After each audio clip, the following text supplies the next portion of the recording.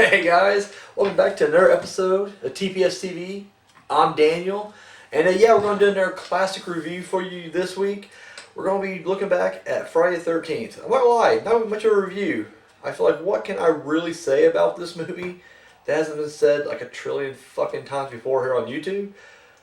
But I feel like, you know what, we're trying to hit every movie we can, so might as well just kind of burn one this week. What do you say? Friday the 13th, Camp Crystal Lake.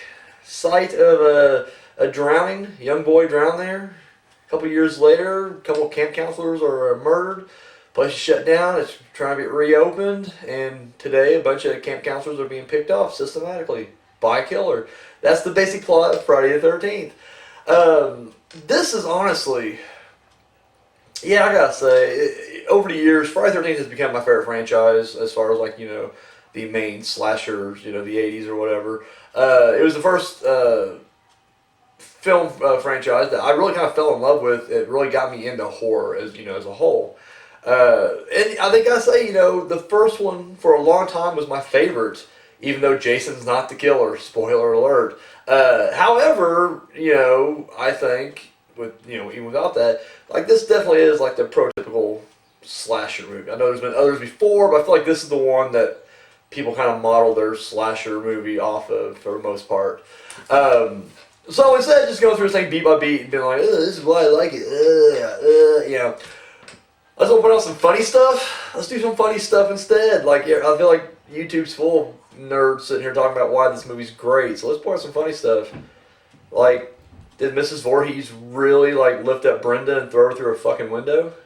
I want to see that scene. I want to see a remake of this movie, but all, like, following Mrs. Voorhees around, like, from her perspective, the entire fucking movie. Like not POV, but, you know, literally just seeing her hoist up these teenagers and, like, put them in, like, weird things and make them fall from trees and shit, and then butcher them and hang them up on the fucking door, lift one of them up and just hurl it through a window. That's what I want to see. I also like the fact that after she hurls it through a window, she runs through the woods to get in her car, or her Jeep, so she can pull up to trick or Alice into thinking, like, oh, there's, you know, someone there. Like, literally, that's what she does.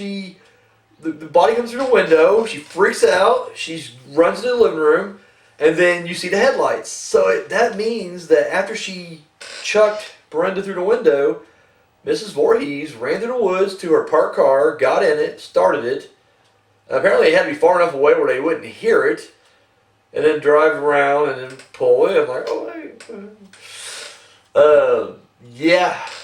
What about the ending? The ending I always loved. You know, it's a dream. She, you know, one last jump scare, Jason pops out of the lake, pulls her under. Now, she heard the story, obviously. A boy drowned here. His name was Jason. He wasn't a good swimmer. That's all she knows. And yet, if it's just a dream, she psychically predicts that he's horribly disfigured.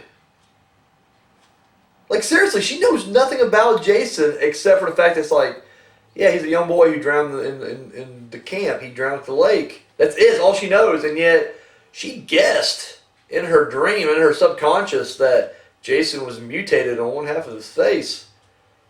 What the actual fuck? So, yeah, I thought that was just kind of funny. It's like, she didn't know anything about Jason until Mrs. Voorhees tells her. And then at that point, she's just like, oh, yeah, but your kid was deformed and probably mentally challenged. She guessed. She guessed correctly. That was it. That she guessed correctly. So, like, I'm not going to bore you guys with why this movie's great. You know, I mean, it is. Great kills. Silvini's fucking god. My God, Kevin Bacon's murder scene. Kevin Bacon's awesome in this. Like, is he still, like, ashamed of being in this movie? I heard, like, for a long time he just would deny this movie ever existed. Like, he's got to be like, oh, no, I'm one of the original guys now. Look at me. I don't know. It just seems weird if he still is, like, pretending like he's not in this movie. Anyway, like, John Goodman, I hear, like, he's still, like, he's kind of, like, iffy about him being in Revenge of the Nerds. Or Tom Hanks in a Bachelor Party. Like, really? You're ashamed of your roots? That's a shame. That's a shame. Because, honestly, those movies are better than anything they've done beyond that. Just, in my opinion. In my opinion. And, I mean, for Kevin Bacon, this is really... Yeah, it's my favorite Kevin Bacon movie. Easily. I mean, don't get me wrong, Tremors is awesome. Hollow Man's pretty good. But, yeah, I like this movie. Stir of Echoes is awesome. But, yeah, this is my favorite.